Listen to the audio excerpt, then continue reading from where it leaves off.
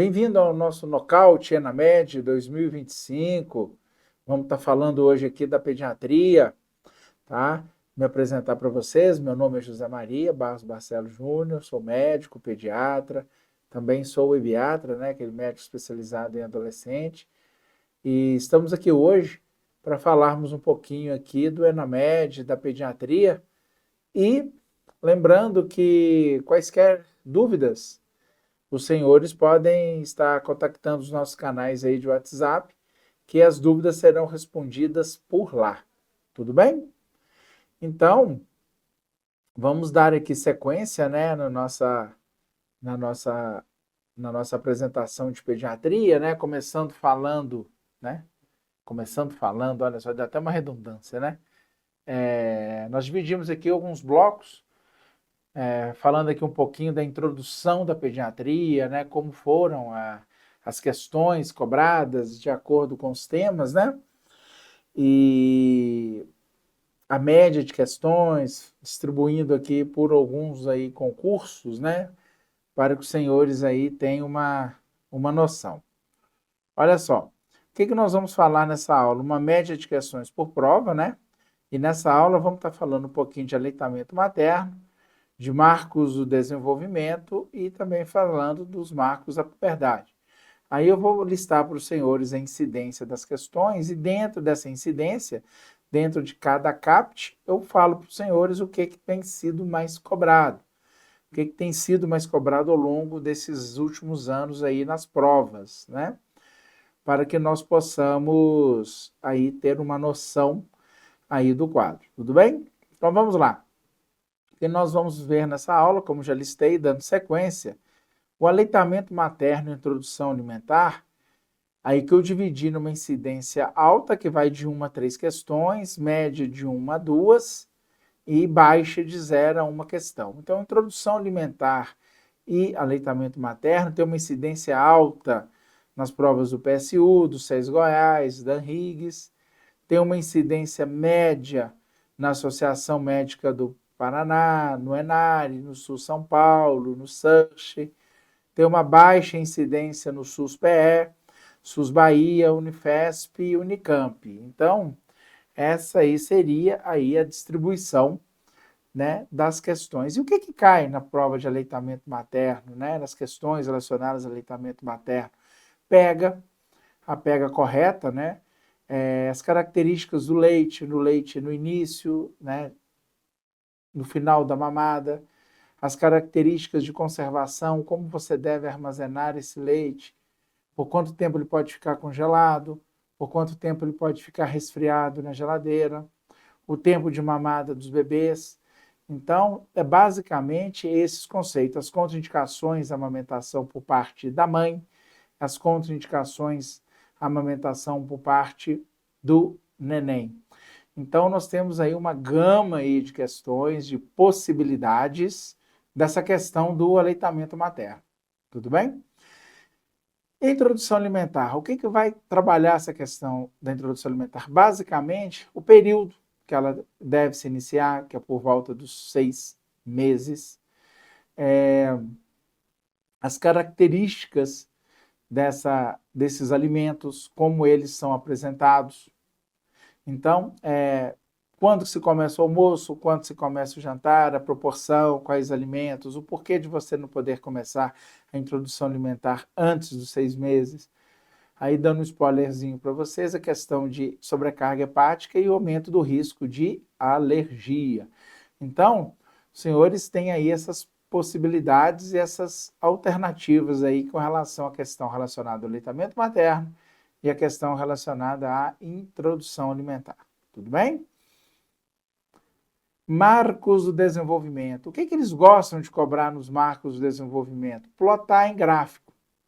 Tá? Muito cuidado. As plotagens em gráfico, elas são muito relacionadas a utilizando o Z-score, tá? Que é utilizado pela Organização Mundial de Saúde para você interpretar alta ou baixa estatura, obesidade, risco de sobrepeso, né, nas crianças menores de 5 anos, baixo peso, muito baixo peso. Então, esses marcos, eles são amplamente cobrados. Também as questões de puberdade. Quando se começa a puberdade nos meninos, quando se inicia a puberdade nas meninas, as características, as mudanças, né, os marcos do desenvolvimento também relacionado com que idade a criança anda, com que idade a criança se assenta, os ganhos que essa criança vai tendo, o que se esperar dela de acordo com a idade.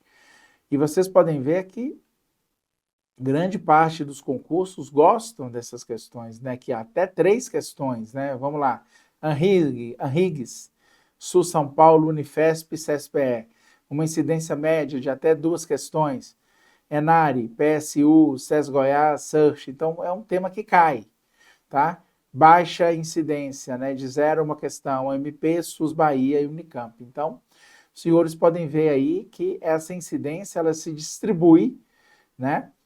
De acordo com o concurso, mas o Marcos Movimento é um item muito prevalente, né? Principalmente nas provas de pediatria de acesso direto, né? Não especificamente para o R3, né?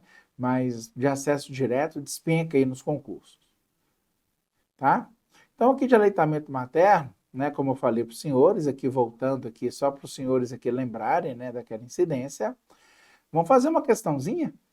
Só para dizer que nós não fizemos nada, para você ver como é que é cobrado, é indicativo de técnica inadequada de amamentação do recém-nascido. Vamos direto na resposta? Bochechas do recém-nascido encovadas a cada sucção. Olha, a bochecha, olha, ficou igual a minha aqui agora, ó. O que quer dizer isso? Que ele fez a pega, ele sugou, mas não desceu o leite. Aí pode ser por 2 situações. Às vezes é não abocanhou a auréola, que uma das técnicas corretas é o abocanhamento da auréola, o queixo encostado na mama, o nariz não pode encostar, o braço passando pelo tronco do bebê. Então, essa é a técnica correta. Enquanto você não consegue utilizar, o leite não vai descer. Então, aí a bochecha, perdão, ela fica encovada. Qual que é o certo? É a bochecha do Kiko, na hora que o neném tá mamando. Pessoal da produção, quiser botar aí o Kikozinho aí pra gente, se conseguir, tá bom? Pode dar uma descontraída aqui, ó. Então a auréola pouco mais visível acima da boca do recém-nascido tá correta, tá? A boca bem aberta, né, que seria no sentido aqui de boquinha de peixe, o lábio inferior virado para fora e o queixo tocando a mama. Então essas aí seriam as técnicas corretas. Então, portanto, resposta letra C. Uma outra questão aqui, já da Associação Médica do Paraná. Uma gestante de sua primeira gravidez, ainda gestante, faz uma consulta de pré-natal com o pediatra recomendado por uma amiga para receber orientações sobre amamentação. Isso é meu sonho de consumo, né? Que as futuras mamães conheçam o pediatra, não aquele que vai te acompanhar, mas que não conheça ele só na sala de parto, já para te dar algumas informações. Mas isso é um sonho distante, mas que no mundo de Araquém, que são as questões de residência, seria o ideal, né? O pediatra, após longa conversa com o casal, faz várias recomendações. Qual podemos considerar a recomendação mais adequada? Então, Paraná, cuidado que eles gostam muito do jogo de palavras. Qual seria a recomendação mais adequada? Vamos na resposta? Resposta letra A. Não existe problema de deixar o bebê dormir no peito. Ou seja, ele mamou e dormiu. Isso não tem problema. Você não pode deixar ele dormindo no peito. É diferente, ele dormiu, você vai lá, acorda, ele vai e mama, para você manter uma pegada aí de 20 minutos. Essa letra A aqui, ela, se tiver alguma melhora aqui, nós poderíamos marcar, mas vou explicar as outras, para vocês verem que a mais adequada é essa aqui. Mas ela poderia ser melhor formulada. Não deve amamentar o bebê quando a mãe e o bebê ficarem doentes. Não, desde que o bebê esteja aceitando, não esteja em taquipneia, que aumenta o risco de aspiração e a mãe esteja bem, pode se amamentar normalmente. Letra C. Não existe vantagem em amamentar o bebê após os 6 meses. Isso é uma falácia, né? Existe sim. Tanto é que o aleitamento é exclusivo até o 6º mês e associado aos tipos de alimento até o 2º ano de vida. Deve estabelecer horários certos para amamentar de 3 em 3 horas em média para ir acostumando o bebê. Não, você deve manter uma rotina, né, de livre demanda, não necessariamente tem que ser de 3 em 3 horas, tá? é livre demanda, você não tem que estabelecer uma regra, um horário assim fixo, não. Não é necessário amamentar o bebê imediatamente após o nascimento, já que a mãe está cansada. Isso aí não procede, essa afirmação, né? Então, portanto, a resposta letra A aqui seria a letra A com ressalvas. Tudo bem, pessoal? De marcos do desenvolvimento, o que nós tivemos? Né? Relembrando aqui, né, os concursos que caem mais ou menos questões. E vamos para uma questãozinha, né? Jéssica, de 25 dias, vem à unidade básica de saúde trazida pela mãe, Dona Geralda, para consulta de rotina. É a primeira filha, nascida de parto cesáreo, com 36 semanas, pesando 2,8 kg, sem intercorrências. Está em aleitamento materno exclusivo. Geralda diz que as mamadas são interrompidas quando a filha dorme, mas que ela chora novamente após 1h30. Você observa que Jéssica é ativa e tem exame físico normal, mas com ganho de peso de 10 gramas dia. Assinale a conduta inicial mais adequada diante do caso. Então, 25 dias de vida, 36 semanas, né? É um neném pré-termo, com peso de nascimento de 2,8 kg. Então, vamos lá. Conduta mais adequada, resposta. Letra B, observar a mamada, orientar o aleitamento materno e o retorno em 1 a 2 semanas. Solicitar a triagem ampliada para erros inatos do metabolismo, não, porque o neném está ganhando peso, está ganhando pouco. Com 25 dias, já deveria estar ganhando aí em média de 20 a 25 gramas dia. Lembrando que o neném na primeira semana ele perde 10% do peso e com 14 dias deve se recuperar o peso de nascido. Aqui nós temos o agravante que o neném é prematuro. Tudo bem que é um prematuro tardio. Introduzir fórmula de partida em volume adequada? Não. O neném está bem. O neném está bem, as mamadas estão sendo interrompidas, né? Mas tem o exame físico normal. Então, o bebê aparentemente seria um sinal de alarme, não tem por que você já iniciar a fórmula agora. Solicitar exames para descartar infecção e retorno em 1 semana também não justifica. E orientar o aleitamento complementar com fórmula e retornar o mês. Não. Seria observar, pedir para voltar no espaço entre 1 a 2 semanas. Tá? Eu pediria para voltar para ser prematuro em 1 semana, mas entre 1 e 2 semanas também está correto. Tá? Então, portanto, resposta letra B. Vamos falar um pouquinho de imunizações e gastroenterologia pediátrica. De imunizações, né, o que nós vamos falar aqui nesse trecho aqui da nossa aula? Média de questões por prova, imunizações e gastroped. Esse aqui já seria um segundo bloco da pediatria, tá? Só que como nós estamos aí no nocaute, né, do ENAMED, nós estamos aí seguindo, mas esse aqui já seria um segundo momento das nossas apostilas, aí, dos nossos cursos aí de pediatria, tá bom? Então vamos lá, galera. Imunizações, olha, alto nenhum concurso, tá? Imunizações o pessoal não curte não, mas ele uma média, né, uma incidência média de 1 a 2 questões, a RIGS, PSU, SURF, Unifesp, Unicamp, e abaixo de 0 uma questão, MP, SES Goiás, SESPE, SUS Bahia, SUS São Paulo. Aqui uma opinião minha, tá? Por que eu acho que não temos uma incidência alta? Porque a vacina está sempre mudando, né? E eles adoram cobrar sempre as mudanças relacionadas, já estou dando aí a primeira dica, eles adoram cobrar questões relacionadas às mudanças anteriores. Nesse ano X introduziu a vacina Y. Nesse ano X retirou-se a vacina. Né? Como agora, por exemplo, recentemente foi retirada a vacina polio oral, né? A zagotinha, né? Foi retirada do nosso calendário nacional de imunizações. Então, isso, quando tem uma mudança, tipo essa, a chance de ser cobrada ela é grande. Quer seja como atualização do calendário vacinal, quer seja utilizando esse conceito para uma questão mais interpretativa. Então, portanto, nós temos que ficar atentos a essas situações. Tá? Já é uma incidência média, né, como eu falei, a RIGS, PSU, MG, SURF, Unifesp, Unicamp, uma baixa incidência MP, SES Goiás, SESPE, SUS Bahia e SUS São Paulo. Tá? Gastroped, uma incidência alta no ENARE, ENARE adora gastro. A média de até 2 questões, a RIGS, PSU, SURF, SUS São Paulo, Unifesp, Unicamp, e uma baixa incidência de questões AMP, SES Goiás, CSPE, SUS Bahia. Tá? Então, ficarem atentos aí a essas questões aí de gastroped. Tá? De imunizações, vamos já direto aí para uma questão. O recém-nascido de 35 semanas, que nasceu há 7 dias, pesando 1,9 kg, comparece ao posto de saúde para ser imunizado. Qual o melhor esquema a ser orientado? 1,900. Vamos para a resposta? Portanto, resposta letra B.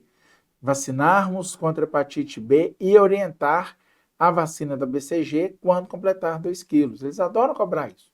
A BCG ela só pode ser dada em crianças com mais de 2 quilos, em crianças que não tenham nenhuma imunodeficiência, já que a vacina é uma vacina de bacilo vivo atenuado e que não tenhamos áreas de dermatite extensa no local da vacinação, lembrando que a vacina não é intramuscular e nem subcutânea, ela é intradérmica.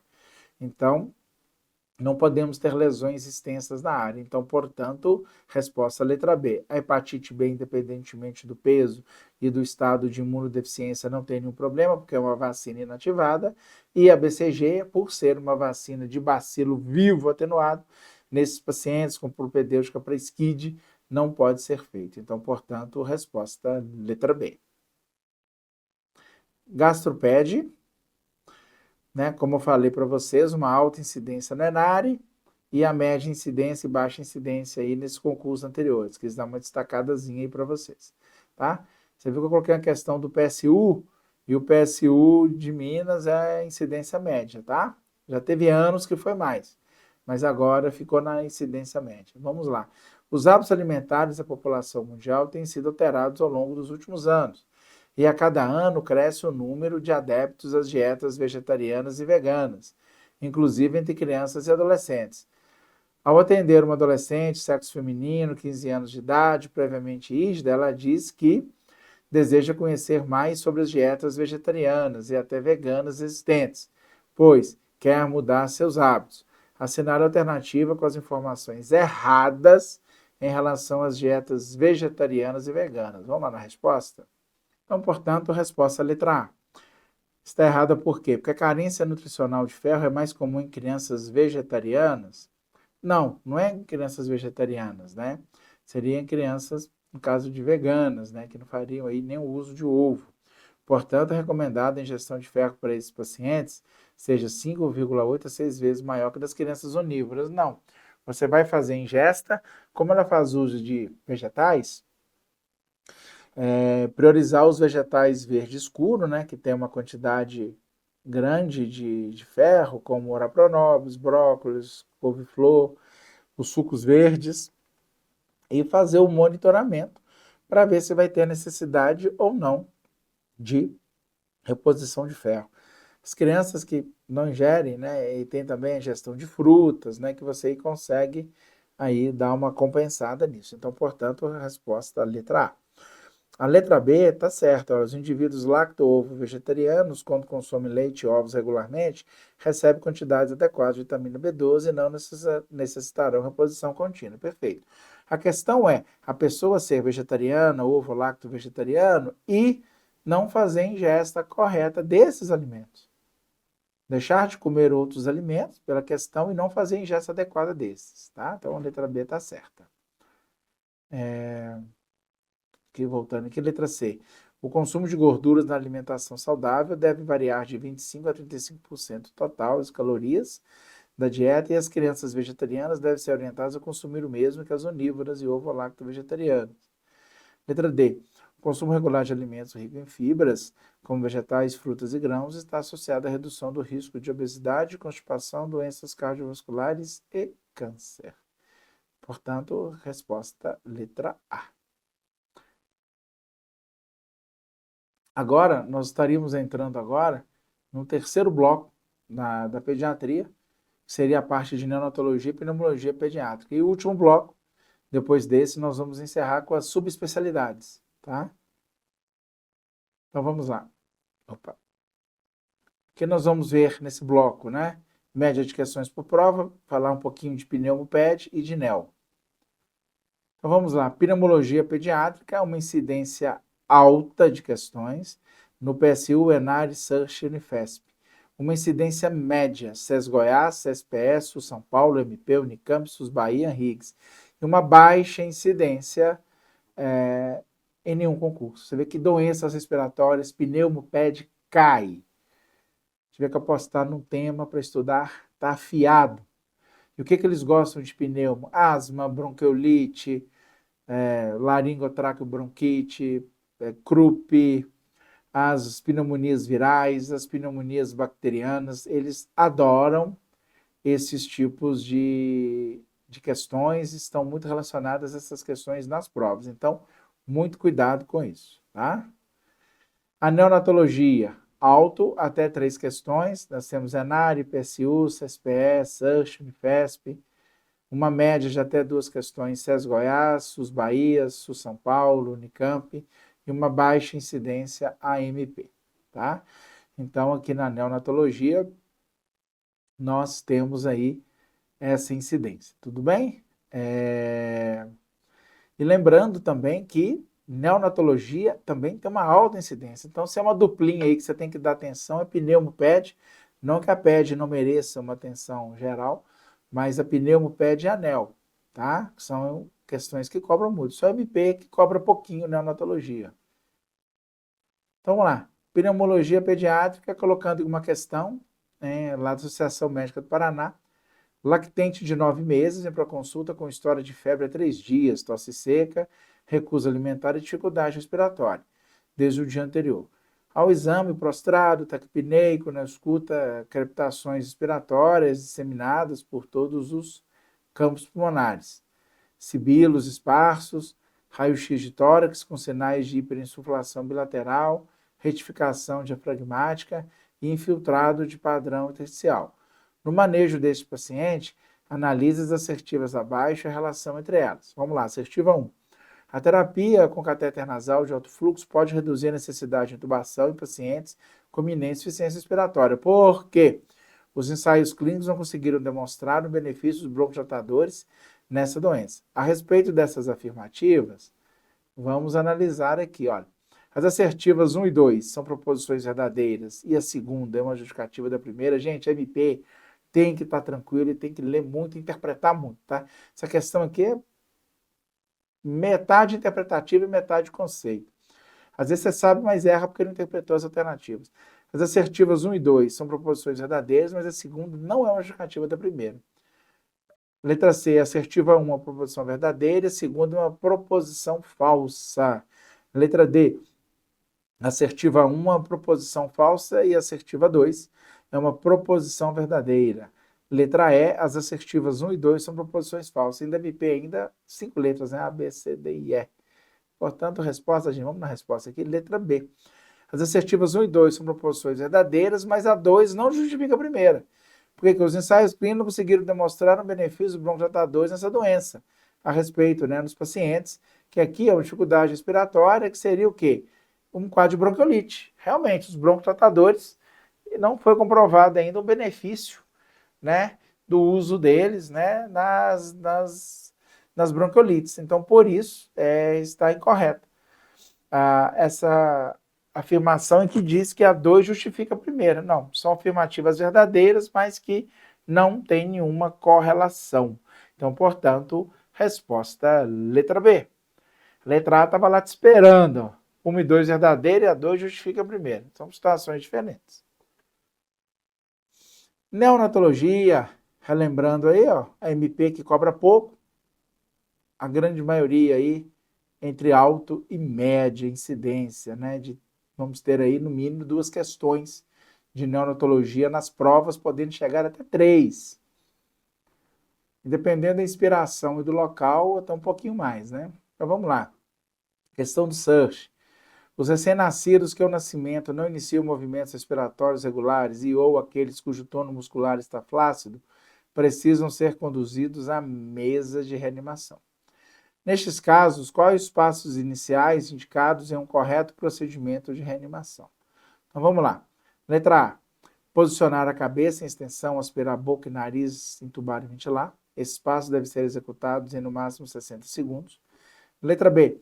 Posicionar a cabeça em leve extensão, aspirar a boca, as narinas e ventilar com bambu e máscara. Esses passos devem ser executados nos primeiros 30 segundos. Letra C. Prover calor, posicionar a cabeça em leve extensão, aspirar a boca e narinas, se necessário, e secar o paciente. Esses passos devem ser executados em, no máximo, 30 segundos. Aspirar boca e narinas, posicionar a cabeça em leve extensão e prover calor, e ventilar com bambu e máscara, além de massagem cardíaca. Esses passos devem ser executados nos primeiros 60 segundos. Vamos lá nas alternativas? Letra C. Você pegou o neném. O neném, quando nasce, nós temos que ter aquelas 3 perguntinhas. É termo? Tá chorando? Tem tônus? Aqui estava sem tônus. Não tem, clampa imediatamente. Leva pro bercinho. Berço aquecido. Primeira coisa, gente. O neném chegou para você. Você tem que acomodá-lo, prover calor, posicionar a cabeça em leve extensão, aspirar a boca e narinas se necessário e secar o paciente.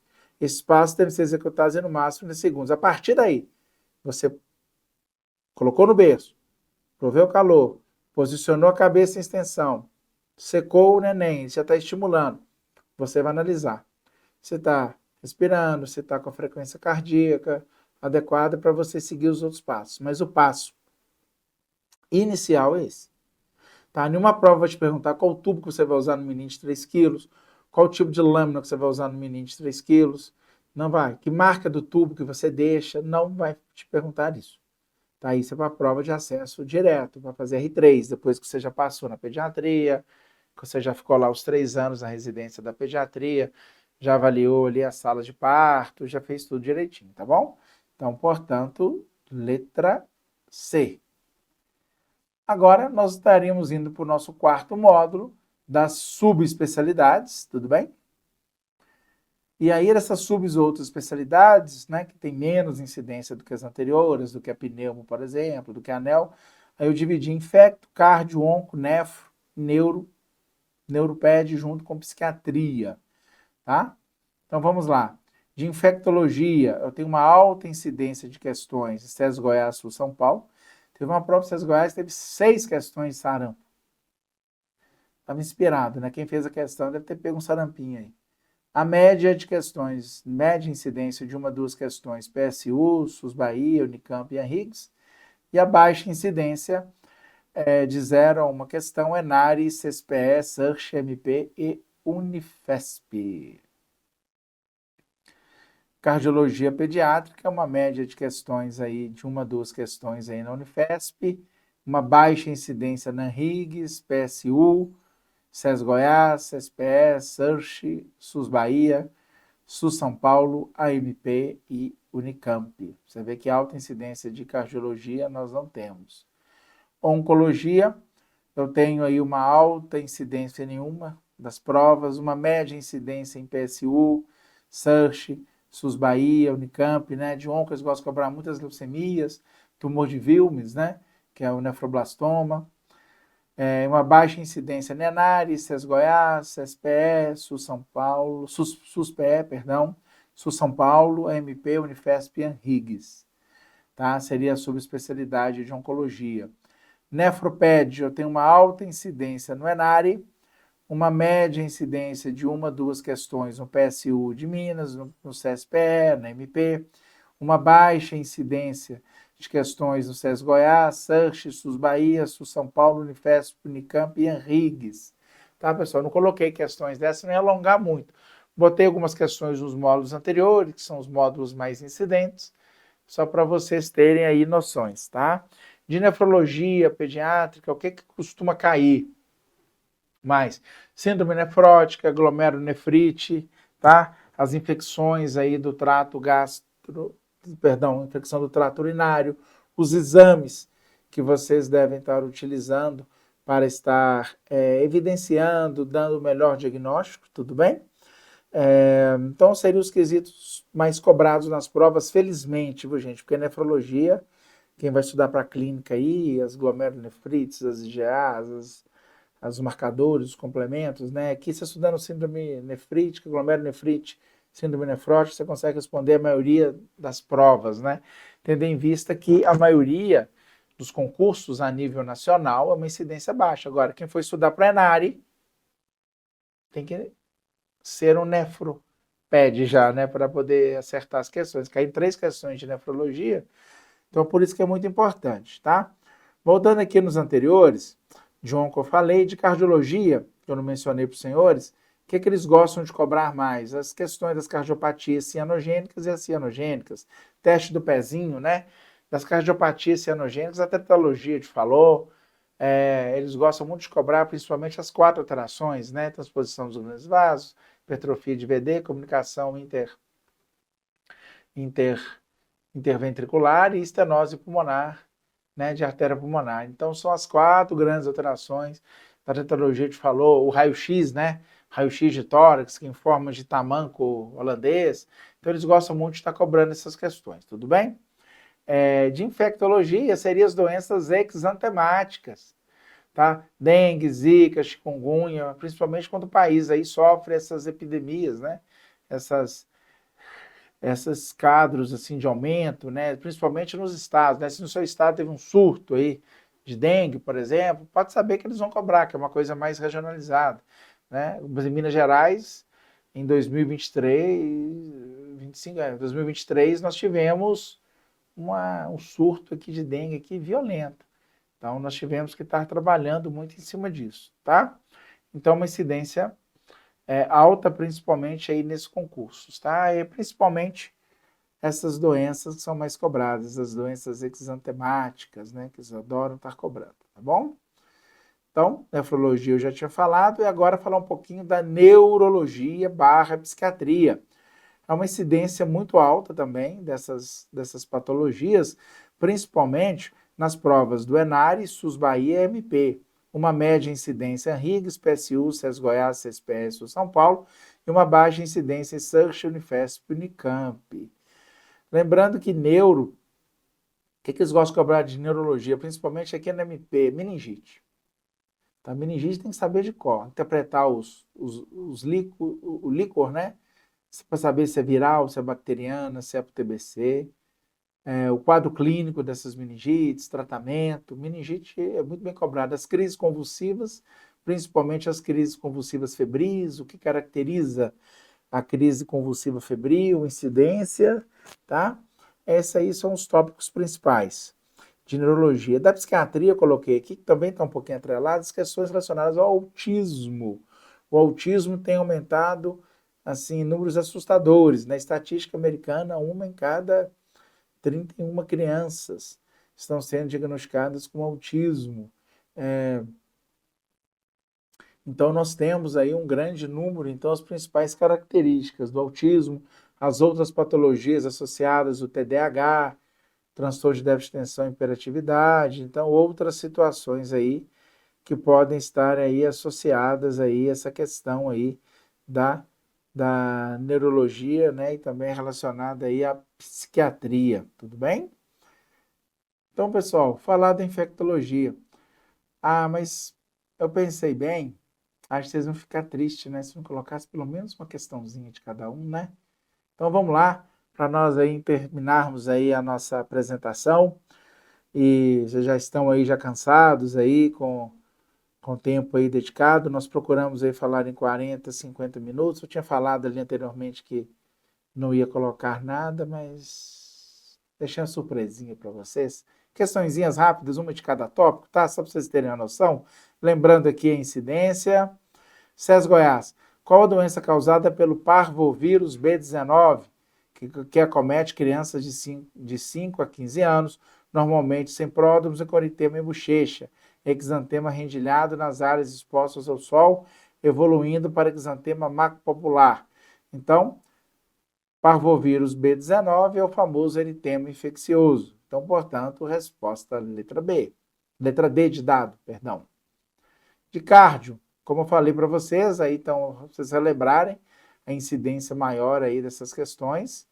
Vamos colocar aqui, ó, a sistematização dos critérios de Jones para a febre reumática em 1944, continua até hoje, revisada em 92. Diminuiu a possibilidade de erros diagnósticos. Assinala alternativa que só apresenta manifestações de critérios maiores. Quais são os critérios maiores? Aí decoreba, gente. Poliartrite, coreia de Scheidman, eritema marginado. Febre não é critério maior. Letra C está errada. Letra B também, febre não é critério maior. E a letra A também, a artralgia.